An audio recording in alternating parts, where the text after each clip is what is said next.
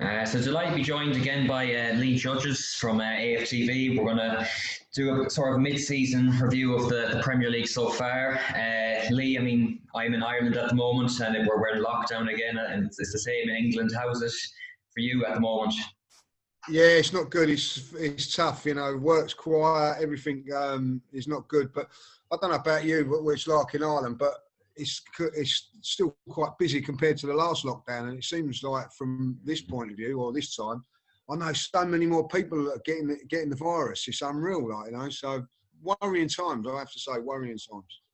Yeah, it was probably that element of fear maybe the first time round that no one really knew what it was about. And I think that's just faded a bit. I think people are still being responsible, as you said there. There are probably a lot more people out on the roads and in cities and towns. Yeah, definitely, you know, and well, and it's definitely out there. There's people that have, you know, I've known loads of people that have got it, and some have been really bad. So, you know, if you're watching this, and you know, stay safe out there because it's definitely real. You know what I mean? Yeah, and obviously, not a lot's changed since we spoke last, before the season started. A few fans got in. I don't think you got in to the Emirates for them 2 or 3 games.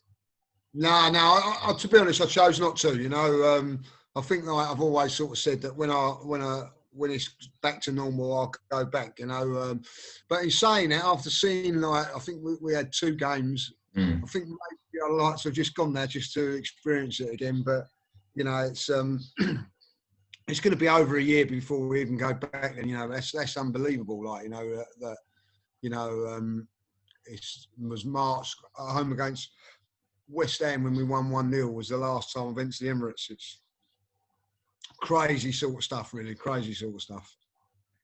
Yeah, and obviously when we did speak last, we knew it was going to be a tough season for Arsenal. I think you predicted maybe 5th, just outside the top 4, but I'm sure at the start you didn't see that coming.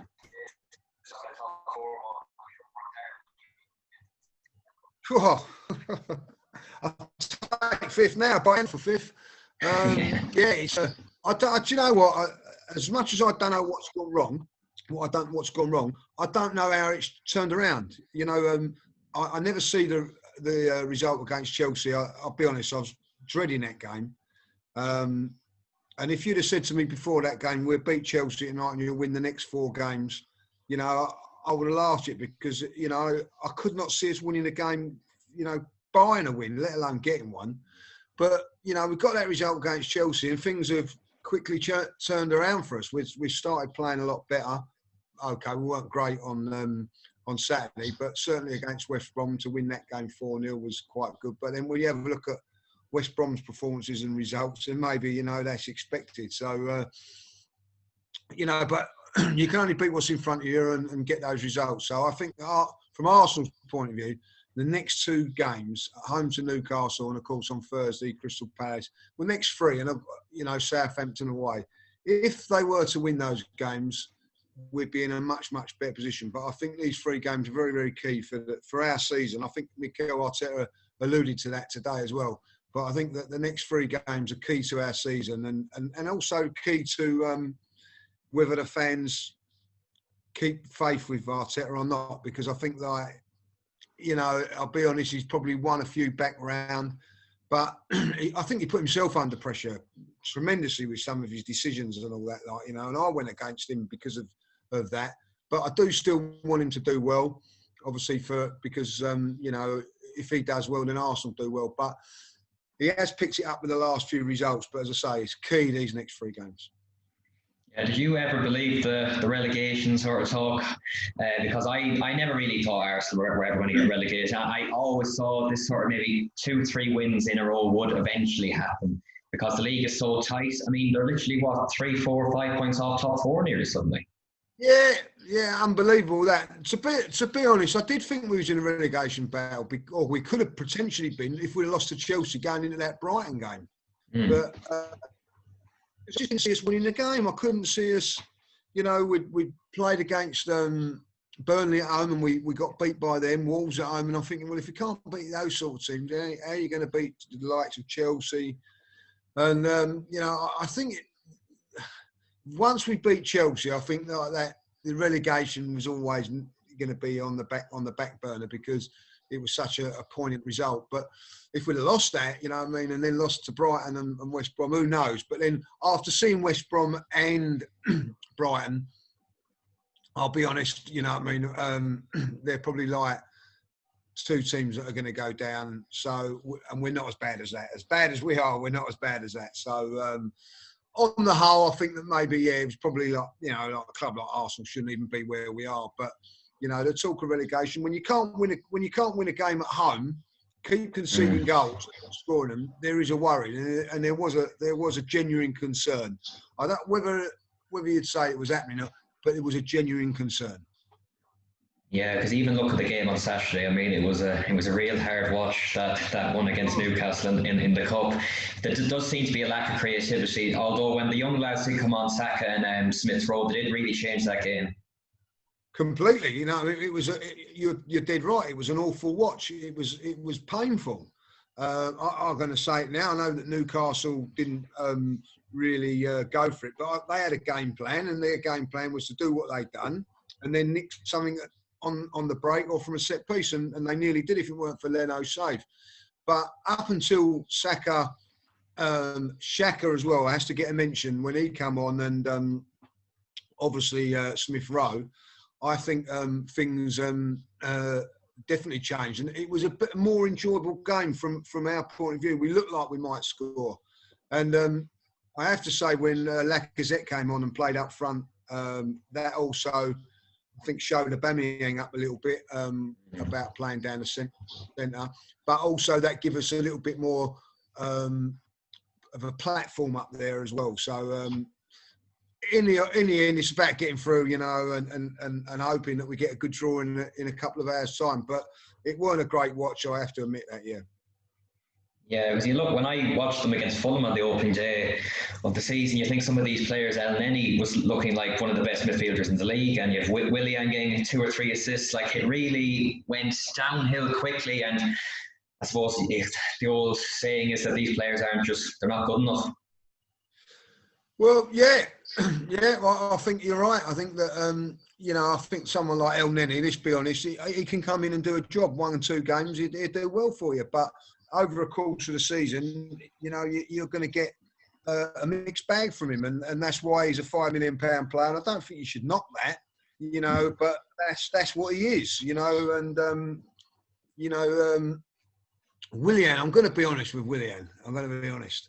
I never ever imagined him being such a failure as he has been. I really didn't see it coming. I thought when we got him, I thought it was a good, you know, to get someone on a free transfer with the experience of winning titles. And I never, you know, I don't really watch Chelsea that much, but when I do, particularly when he played against Spurs, I was impressed with him, and I thought that he was going to be a good. It's just not worked. It's just not worked. And sometimes signings don't work. You know, Pepe one's not worked as well, which is more of a worrying thing because of the money we spent on him. But, you know, after that game against Fulham, you're thinking, right, this is going to be great. But it just didn't, you know, it hasn't happened this season for us. You know, we signed Partey for 45 million and whatever it was, release call. We've hardly seen him play. So, you know, it's been a tough being an Arsenal fan over these last few months. Of course, with, you know, the other teams, well, I would say like the usual suspects all doing fairly well and being up there, whether it be Tottenham, Man United, Man City, Liverpool, they're all up there. Chelsea and us are the ones that are failing at the moment. So it's not been good. Yeah, because I agree with you on the Willian one. I did think he'd be a decent signing for a free, but I mean, the Chelsea fans do talk a lot of rubbish at the best of times, but they probably were right on him. They didn't really take to him that much the last few years, and they probably were right on him. Listen, a few Chelsea fans were laughing, and I thought that they were saying that because they was a bit gutted that they lost him. Do you know what I mean? Like, if I'll be honest, but no, they've improved right at this moment in time, and I didn't think he was as bad as what a lot of people are making him out in that first half performance. He done okay. Listen, it wasn't great, but he wasn't as bad as what people are making him out. But probably the worrying thing And that was probably his best game for us for a very, very long while, and it weren't that great, you know what I mean? So that's the worry.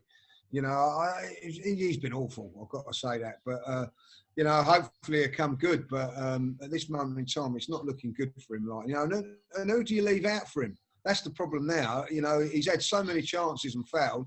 Smith Rowe's come in after 3 games, and even on Saturday when he replaced him, our levels went up.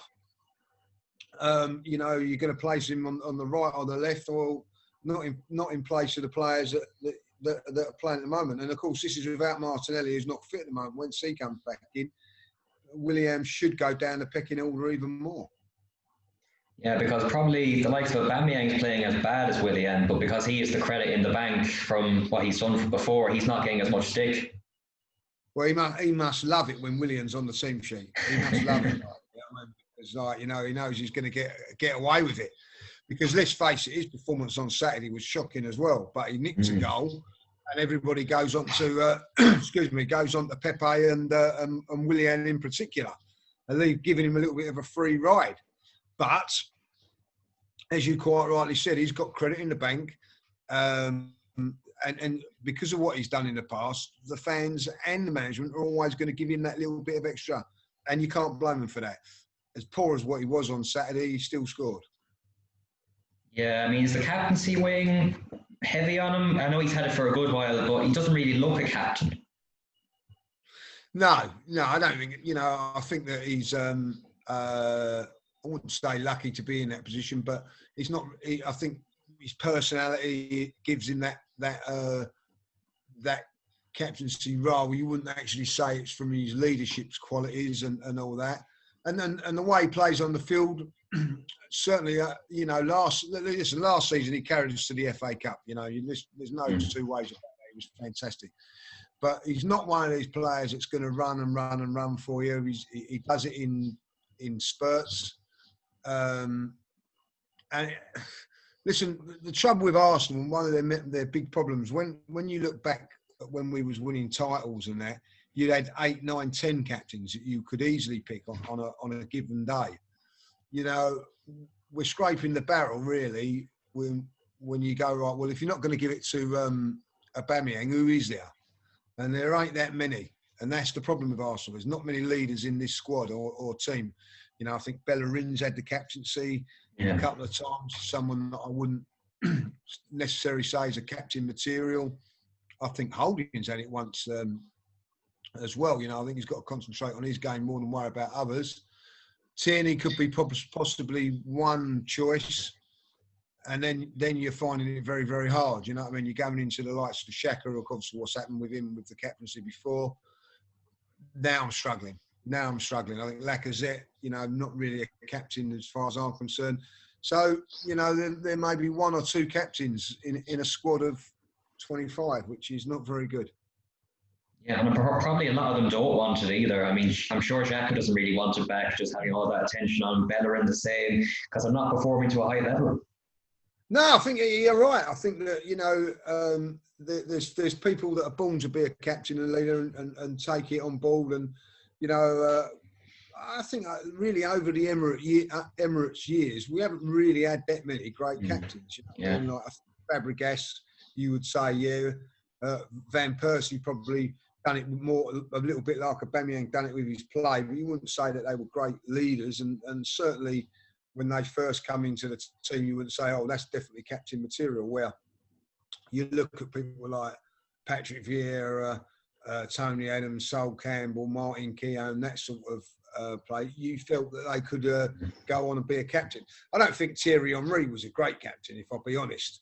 It was more because of his stature, and I think that's where we are with Aubameyang, if I'll be honest. Yeah, because if you look at any title-winning side, I'm a Liverpool fan. Liverpool have 3 set captains in Henderson, Milner, and Van Dijk, and you can even give it to maybe Wijnaldum as well. You know, you do need them 2 or 3 leaders that are going to drag you through and put team performance levels up each game. Yeah, exactly. I think if you look at someone like Liverpool, someone like Milner and Henderson, more so than Van Dijk, because Van Dijk's probably more of a presence leader, but those guys do it by the way that they conduct themselves. You know, particularly Milton. I think that whenever he plays, I think he's 35 now. Yeah. He's still the same passion that he did when he was 25. You know, and puts in the same performance week in, week out. So there's an expectancy of what to do. You know, same with Henderson. The work rate is minimal. You know what I mean? That's a give me. And I think that, you know, that's what takes them very much on to where they go. And I think that say with someone like Henderson, I think that maybe he's grown into it more than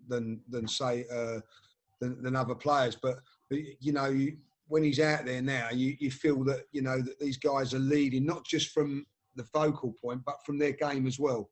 And I think with Van Dijk, he's got all the ingredients to be a good captain because of the way, you know, the way he is, you know, and his stature and everything like that. And but probably not as vocal as the other two, if I'll be honest. But you know, sometimes, you know, you feel like, well, no, I can follow him because, you know, he's going to go through walls for you and inspire you that way. And I think that's something that Van Dijk does. Yeah, I mean, Arsenal are obviously got knocked out the Carabao Cup. They're still in the FA Cup. Is the FA Cup now, is that all the pressure on that again? I mean, Europa League will be a big challenge and top four will be a challenge as well.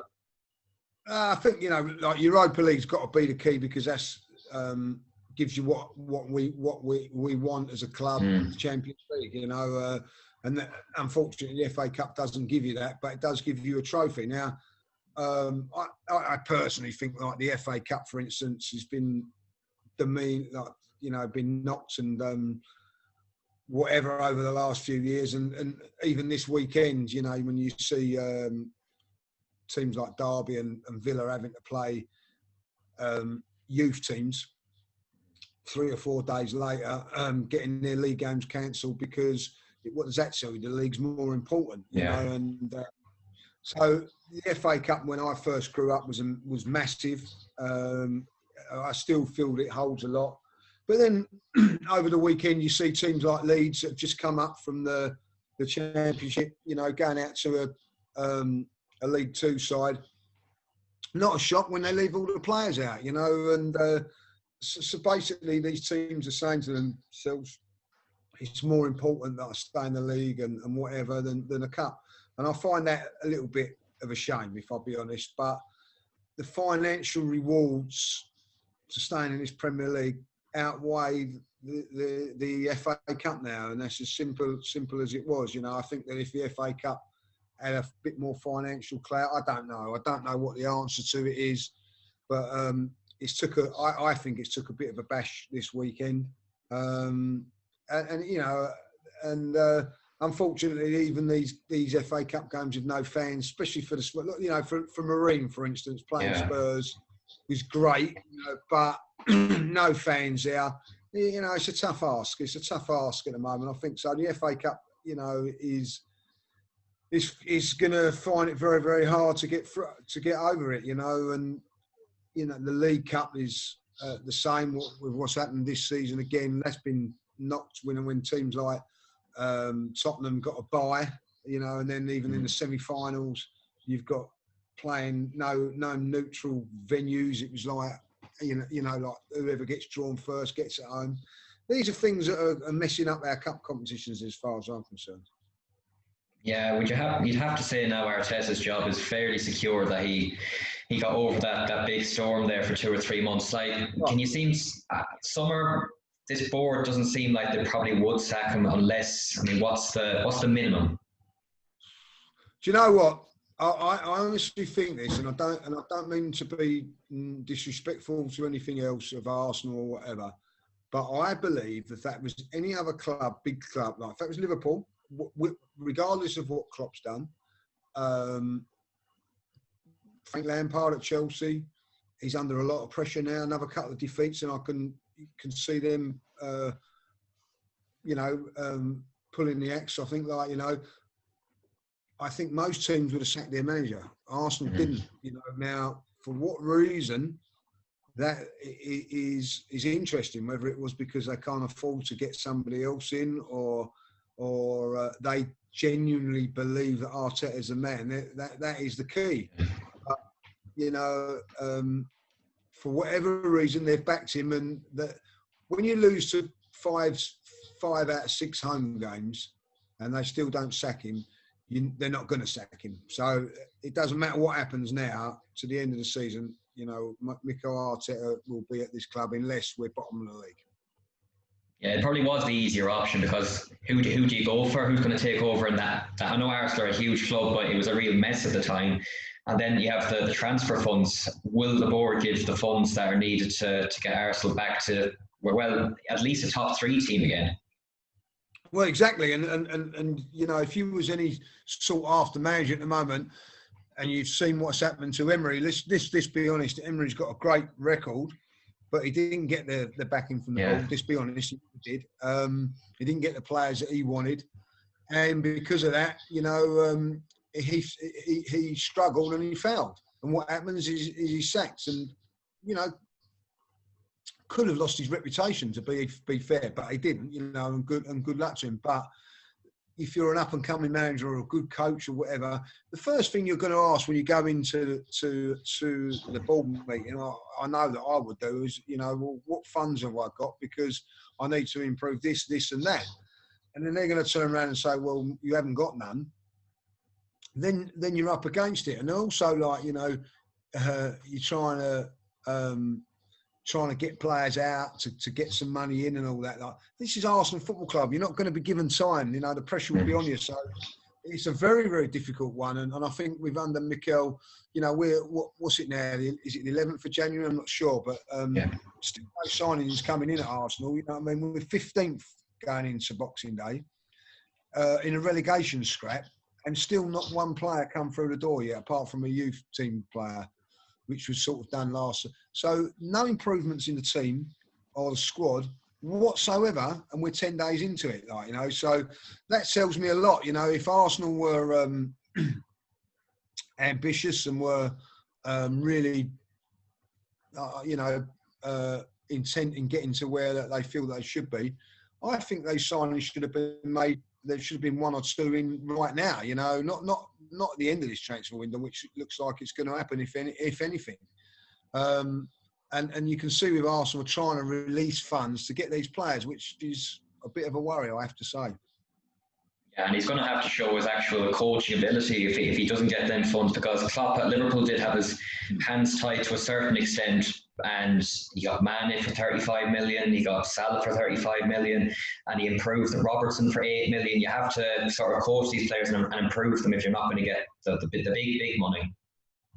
Exactly, and that's where I think that he is. He's a good coach. You've got to say that. I do like what he's doing from that point of view. But you know, you've got to make decisions. Jurgen Klopp, at this moment in time, what I like about Liverpool is that they're not going to panic buy. They need a central defender. There's no 2 ways about that. But they're not just going to go out and get anybody. Like, they waited for Van Dijk, and whoever they've got on their radar, if they can't get him in January, I genuinely think that Klopp's got enough in the bank to say, all right, I'll go with what I've got until I get what I want. Now, can other teams do that? I'm not so sure. Like, you know, so there is a little bit of pressure on. You know, at the moment, if I was a Liverpool fan, I'd be a little bit worried. Because I've watched them the last couple of games, and I've not been impressed with the way that they've played to how they were playing. You know what I mean? So, and it's not the back that's letting them down, by the way. It's the front players that are not great. You know, but whether they've been a little bit more cautious because they haven't got those central defenders in there, so there may be, which is affecting their attacking play, which can happen, and they've been a little bit more cautious. I don't know, but I think that if that's the way that Liverpool go, I think that instead of winning the title at a canter, it's going to be tight. It's going to be tight. I still think they'll win it, by the way, but it'll be tight. To end on Arsenal, Arsenal got drawn against Dundalk this year in the Europa League, and I'm sure it would have been a great away day for all the Arsenal fans. A nice short trip over to Dublin to the Aviva. You would have been looking forward to that. Oh, I was absolutely gutted. You know, like they're the sort of, you know, if you're in the Europa League, which isn't the greatest competition when you've been in the Championship for so long, But when you get a trip to Dundalk and over to Dublin, you know what I mean? I'll bite your hands off for that. You know, like we played Chelsea out there a couple of years ago and a friend. It was probably the best trip ever, like, you know what I mean? The Irish fans were fantastic, you know what I mean? They really were. And, you know, as you well know, there's a massive following for Arsenal fans from the Irish community. I think probably Arsenal, Liverpool, Man United is the main three. But Arsenal right up there, you know, and we've had some fantastic Irish players. You know, we're ingrained from the 70s, you know, from that. The Liam Brady's and David O'Leary's, Frank Stapleton's and players like. We've also had the connection with the Northern Ireland as well, so with the Pat Rice's and Sammy Nelson's and guys like that. So there's been a whole base of community with Ireland, and to miss out on that is a big blow. And I'll tell you what, like, you know, going over to Dublin and any English people watching it, if they've never been over there, when you get the opportunity, you've got to go. It's just a fantastic city, you know what I mean? So absolutely gutted that we missed that one. You know, we'll probably pull out Rangers in the next one as well, and you miss out on another fantastic one up there, like, you know. But that it is what it is. You know, I felt that with the FA Cup third round, you know, all right, we was at home this time, but you get those, you know, you're praying for not being on. We're in the third round. You're praying for an away game. You know what I mean? Third and fourth round. So one of those lower grounds, you know. Yeah. It's a great away game. Now that you can't go, you just hoping you get an home draw, like, you know. But you know, so this is the time when you start missing those games, and certainly when we couldn't go to Dublin, that was a hard, you know, like, it's like a punishment, isn't it, with this COVID, like. But that was one of the difficult ones, yeah, definitely, without a doubt.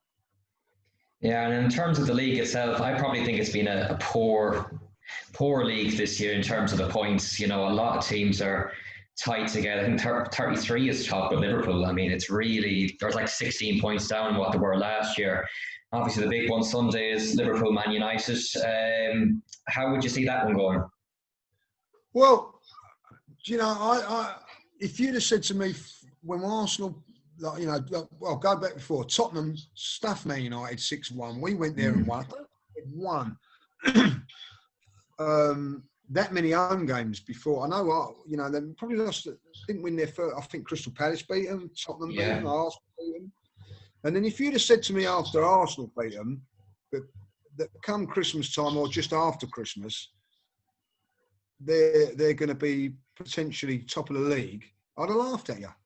I'd have absolutely laughed at you, like, you know what I mean? Like, no way. But they, you know, if they win their game in hand, they go 3 points clear. And all of a sudden, this game for Liverpool is a pressure game because they can't afford to lose this game. If they were to lose this game and then Man United win their next game, 6 points. And you know, even though everybody's beating everybody else, I think that it'll be a big worry. I do think, though, that Man United will have to come on to Liverpool a little bit, and that may suit Liverpool. But I honestly think, you know, and I don't mean to be horrible about this, I think the pressure's on Liverpool in this game now. All of a sudden, it flips a little bit. Now, listen, Liverpool capable of getting the result, as you well know, but like all of a sudden, I think 2 or 3 weeks ago, even though when Liverpool weren't playing as well, you just thought, oh, well, they're going to win that. They've just been pegged down a little bit. And it'll be a very, very interesting game, you know, because I think that Man United have the tools to get at Liverpool's back four, where other teams have not really, they've been a little bit frightened to do that. So it'll be very, very interesting how that goes. But if I'm a betting man, I still fancy Liverpool. But I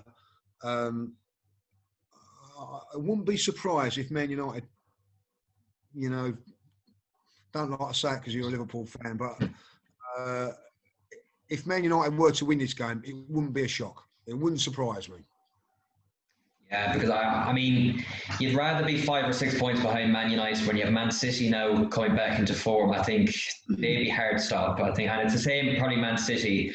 they'd rather United win, I think, than Liverpool, because they have the form, and if they get on a roll like they have done in the last 2-3 years, get 5-6 wins in a row, they'll be hard stopped.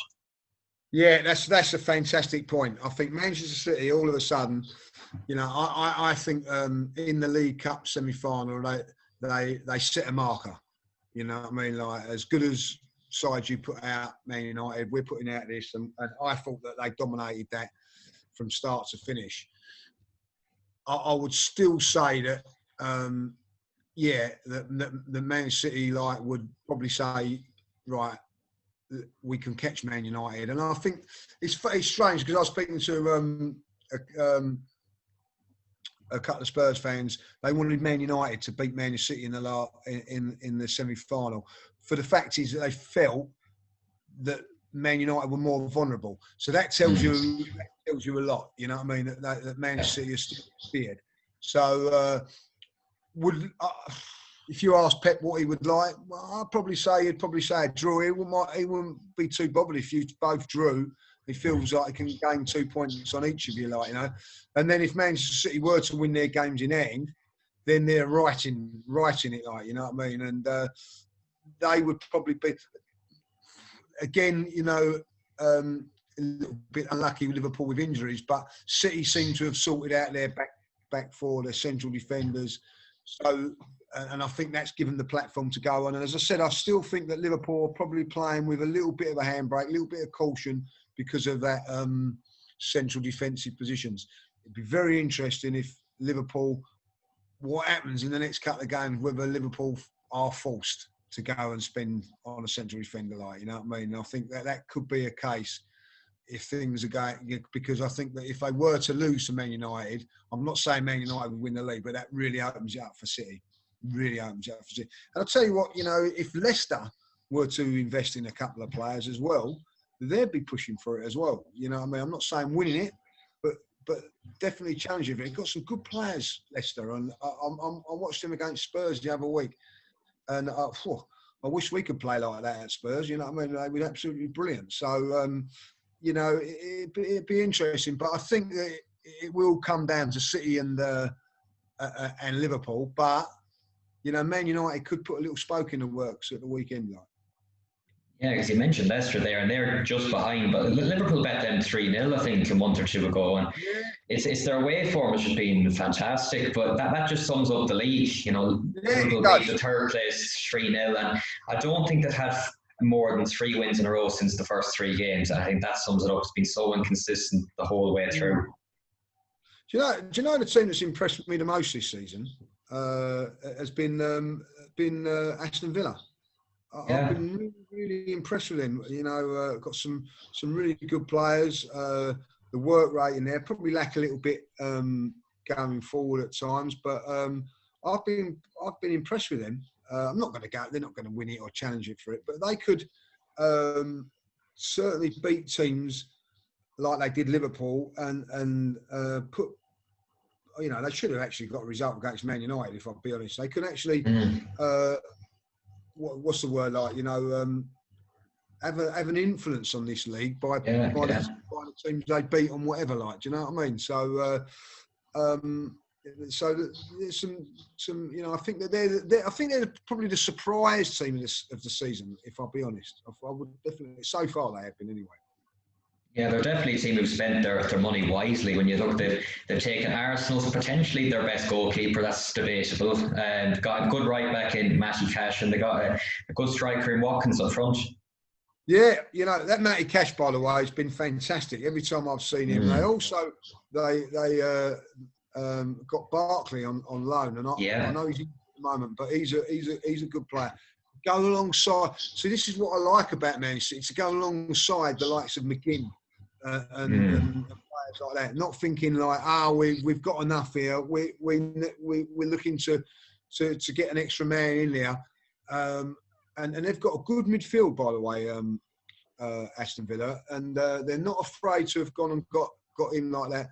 Watkins up front has been a revelation. I know he hasn't scored that many goals lately, but when he played against the Arsenal, whenever that was, he was outstanding. I've got to say that. So you know, good work rate and that. So yeah, as I say, like I think they've done exceptionally well, Villa, exceptionally well. Yeah, and then another London club would be Chelsea, and then it's gone sour enough for them the last month. I mean, even when they were going well, they were probably doing better than people thought they were, because I was looking at the table and they had more points last season at the same sort of stage when they just beaten Leeds, I think. So, and that's the thing, Liverpool were so far ahead last year that they weren't considered in the title race, but because Liverpool have come back to the pack, suddenly everyone thinks they're having a great season. Do you know what? Under pressure. Got to say he's under pressure because they've spent a lot of money. Ajax makes a big difference to him.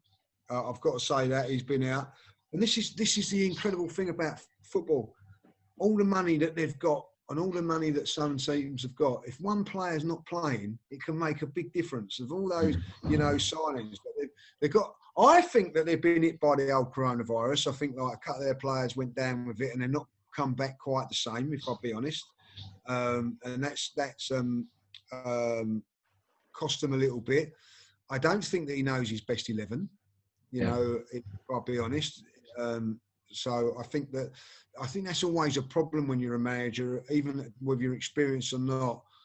If you don't know your 11 that you're going to play, you know. So I don't think he knows who his best striker is. I don't think he knows what his best midfield is, and you know, relying on someone like, you know, 36-year-old at the back, which is a good signing, by the way. But you know, this is Chelsea Football Club with all the money that they've got. That's who they're relying on, like, you know. And I do like Silva. I think he's a very, very good player. But I think that it tells you something that, you know, 50 million on Chilwell. You know what I mean? When you look at people like Robinson at 8 million and Tierney at 25, you know, that's a lot of money for a left back that's not pulling up trees, if I'll be honest. So I think that a lot of money being spent by Chelsea, and they're not getting the best out of them. But they're capable. They're capable of winning games. But somebody said to me, whether it's true or not, every time they've played someone, you know, in the top 6 or whatever, they've lost to. You know, so that reminds me of the old days at Arsenal. You know what I mean? Like, you know, we used to be called like bullies for doing that. Like, you know, so. How long that will be able to go on before someone sort of says, "Oh, enough's enough." I think again, because it's Frank Lampard, I think that he done well last year. I think there's a little bit of more credit than say someone else that's going to come in. So I think they will give him a little bit more time than probably what he deserves. But he needs to start winning games of football, and I felt that. Do you remember when they played Tottenham a few weeks back? Tottenham were very, very cautious, and they was the home side that day. And you know, then you go away from home the next game. I think that they got a draw there, and the next away game is Wolves. You think, well, they're going to win that, and they lose to Wolves. Yeah. Then all of a sudden that draw home doesn't look good. You think, oh well, we've got Arsenal away, we'll win that one. They go and lose that. And then, well, we've got Villa at home, we'll win that one, and they failed to win that as well. So the pressure's on. You know, the one game they did get a good result against was West Ham, who have been a real a revelation this season, West Ham. Yeah. So, you know, can you predict results? No, you can't, you know, because you would actually think that West Ham would have maybe, in that sort of form that Chelsea were in, would have turned them over, but they didn't. Yeah, and of course, Arsenal's rivals, other rivals, Spurs are in amongst it anyways. Whether they'll hang on, probably not in a title race, but Mourinho will be more than happy with top 4. Well, yeah, I think that I think they will get top 4, unfortunately. You know, and what's funny about Spurs is that, you know, he's made himself look a bit. Mourinho, being Mourinho, you know, he was so desperate to play Ashton Villa Wednesday. You know what I mean? We can't afford to get games called off. We don't want games called off. If they were to have a COVID attacker, say of 5, 6, 7 players, you know, will he be jumping at the bit going, oh, we don't want this game called off now? I think that he will be. I think he'd be jumping at the calls. You know what I mean? But you know, so when he does, if he gets a COVID attack, and he's, you know, he says, "Oh, we need the game called off." I hope one of the journalists goes, "Well, you said you didn't want no games called off." You know, he was desperate to play Villa because he knows that Aston Villa is a dangerous animal up there. You know. You know, so. But that's Mourinho all over. Whether you like him or you loathe him, he's had a little bit of luck. I think they've had a lot of luck in the draws in the cup. You know, to go, you know, like first game of the season. You know, people go, all these games and everything. Like, you know, don't forget he had a game called off in the League Cup and didn't have to play a game. Got a bye in that, which no one else did. So he's not mentioning. He didn't mention that about you know, things here. And then of course he got Chelsea, who absolutely should have steamrolled them in the first half, but didn't take their chances and they got through on penalties. Stoke and then Brentford in the semi-final. Nice little draws, you know what I mean? They've had a nice draw against Turin where they could rest a few players. He's also had a very, very good draw against the Austrian team in the Wolfsburg or something. I thought it was the German team when it first came out. Yeah, it's Wolfsburger, yeah. Some team from Austria or something. So they've been fortunate on the draws, and that's meant that they've been able to rest the players in the cup and get through those games. So, but unfortunately, they're still hanging around, you know, and they're still up there. And whether you like their style of play or not, it gets results. And why you've got Harry Kane and Song in your side. If you keep it tight at the back, they're going to get you a goal. It's not rocket science. It's not rocket science, you know. And as much as I don't like them too, you have to tip your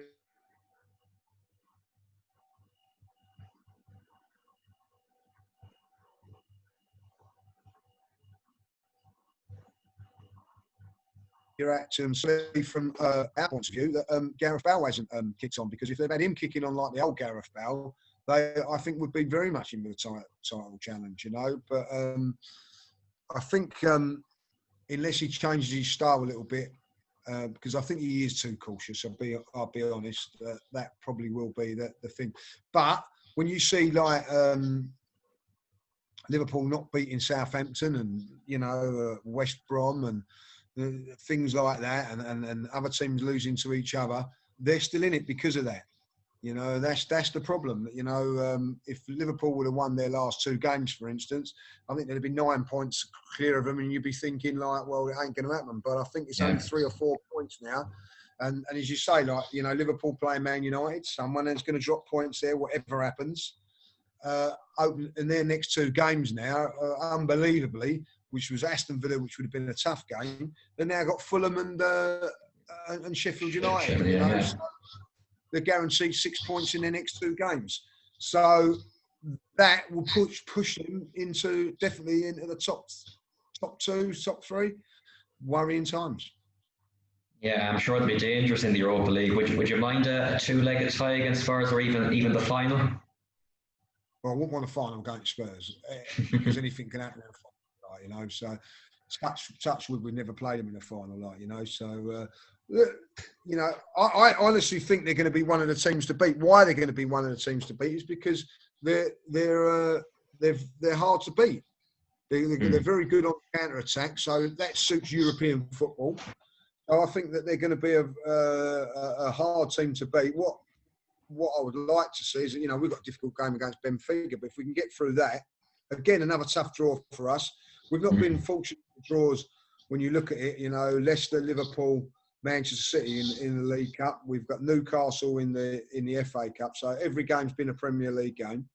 And now we get Benfica, who are a decent side, you know, in the last 32 of the Europa League. But what we'd like to do is get through that. Man United maybe play Tottenham, bash each other up, and then we go through on the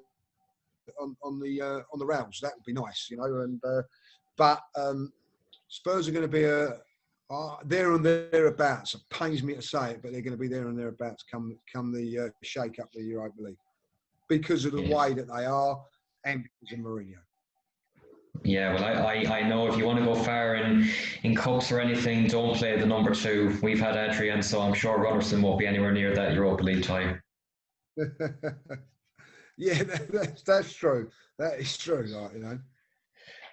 Final question, I suppose. What do you think Arsenal will achieve this season? Arsenal, unfortunately, are capable of beating anybody, but they're actually capable of losing to anybody as well. You know, so that's the difficult thing.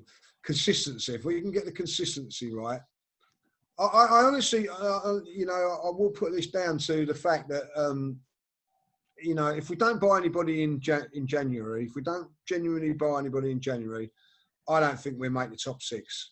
But I think that if we do, I think we've got a chance of getting into the top 6 and having a go at the Europa League. But it really depends on what we're going to do. Out of the squad at this moment in time is not good enough, and it'll be very interesting to see what they do in January. You only have to look at Man United last season; they were roughly in about the same sort of position as us, and they one player, and look what happened. So I wouldn't write us off with anything at this moment in time, but if on the 1st of February, if we haven't signed 2 players, then you can forget about this season. Write it off and start again next season. Brilliant, Lee. Thanks very much for coming on again. No worries. Enjoyed it, like, you know what I mean? Good luck with everything, like, yeah? And good luck.